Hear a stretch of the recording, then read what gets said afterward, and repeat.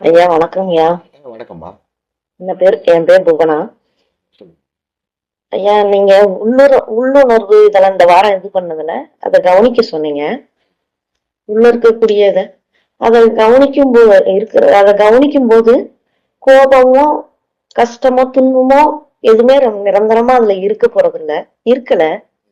அது வந்துட்டு வந்துட்டு போகக்கூடியது.